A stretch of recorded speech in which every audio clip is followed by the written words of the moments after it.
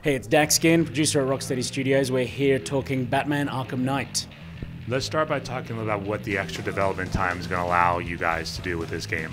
For us at Rocksteady, it's all about quality, and with a bit more development time, we can really focus on ensuring that the level of quality that gamers and Batman fans accept and expect from a Rocksteady game, and for this, the epic conclusion to the Arkham trilogy, is that awesome, incredible quality, and we're really pushing the boundary of everything we can do creatively and technically, so we're really going to nail it with this additional development time.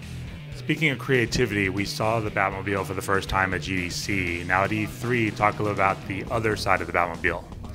The big reveal that we've just made today is the fact that the Batmobile is capable of transformation. So, like you say, the pursuit mode that we have revealed previously, which is Batman driving the Batmobile at intense speeds through the streets of Gotham, at any time with a single touch of a button, you can transform the Batmobile into battle mode, which is like a tank. It's uber offensive. It's got bristling with weapons. It's got a Vulcan cannon, a heavy cannon. We've got riot suppressors on board, a load of gadgetry as well. And this is the real kind of interchange between high-speed traversal of Gotham City and the defense of Gotham itself against the invading forces of the Arkham Knight. Also turbo donuts, right? Turbo boosted donuts. Who doesn't love that? Talk a little about how you guys have designed the gameplay for the two types of Batmobile experiences. Yeah, I mean, the Batmobile is right at the heart of every aspect of the design, and the two forms that the Batmobile can take is really critical to that. So you would have seen the demo today. There's navigation obstacles that you can only get through using battle mode, and then you've got to hit a straight using pursuit mode or make a jump at high speed, and then you'll end up going straight back into a tank battle or some other encounter where you've got to go straight back into battle mode. So really, the challenges have been designed and laid out in a way that you're constantly in and out of the Batmobile as Batman, and then once you're in, you're switching between these two modes incredibly quickly.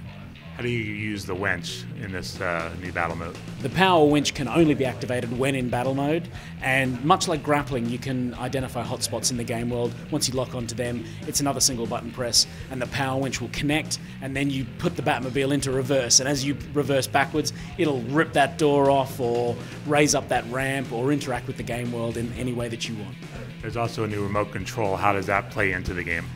Being able to control the Batmobile when you're not in it was a really critical part of what we wanted to do to really reinforce that connection between man and machine, because Batman isn't always going to be right next to the Batmobile. He's going to be at the top of a building or gliding through the streets, but at any time, as a gadget in your normal gadget loadout, you can take control of the Batmobile.